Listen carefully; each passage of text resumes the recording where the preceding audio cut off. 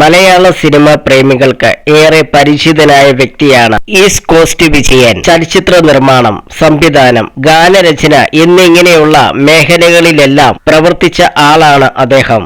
നിനക്കായി തോഴി, പുനർജനിക്കാം, ഓർമ്മയ്ക്ക ഇനിയൊരു സ്നേഹഗീതം ഉൾപ്പെടെയുള്ള നിരവധി ഹിറ്റ് ഗാനങ്ങൾക്ക് പിന്നിൽ ഈസ്റ്റ് കോസ്റ്റ് വിജയനായിരുന്നു. 2008 അദ്ദേഹം തന്റെ ആദ്യ സിനിമ സംവിധാനം ചെയ്യുന്നത്.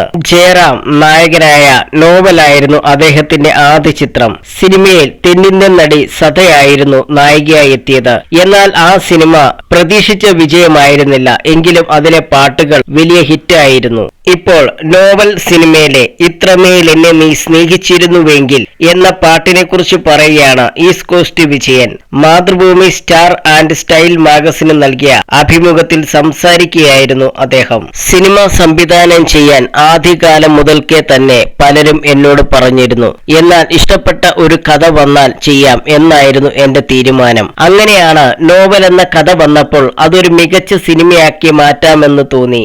അങ്ങനെയാണ് സിനിമ സംവിധാനത്തിലേക്ക് ഇറങ്ങിയത്. ജയറാം നായകനായ സിനിമ തിയേറ്ററിൽ വലിയ വിജയം നേടിയില്ലെങ്കിലും അതിലെ പാട്ടുകൾ അന്ന് തരംഗമായിരുന്നു. ഇത്രമേൽ എന്നെ നീ സ്നേഹിച്ചിരുന്നുവെങ്കിൽ എന്ന പാട്ട് ആ സിനിമയിൽ ഉൾപ്പെടുത്തിയിരുന്നു.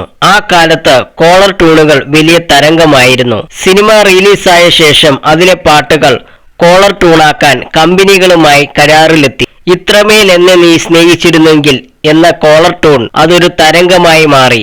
വോഡാഫോൺ, ഐഡിയ, എയർടെൽ എന്നീ കമ്പനികളിൽ നിന്നും ഓരോ മാസം ലക്ഷക്കണക്കിന് രൂപയാണ് എനിക്ക് കോളർ ട്യൂണുകളുടെ മുകളിൽ ലഭിച്ചത്. 5 വർഷം കൊണ്ട് നോവൽ എന്ന സിനിമയുടെ നിർമ്മാണ ചെലവിന്റെ 3 ഇരട്ടി പണം ഈ കോളർ ട്യൂണിൽ നിന്ന് മാത്രം കിട്ടി. മലയാള സിനിമയിൽ തന്നെ അതൊരു അപൂർവ സംഭവമാണ്, ഈ കോസ്റ്റ് വിജയൻ പറഞ്ഞു.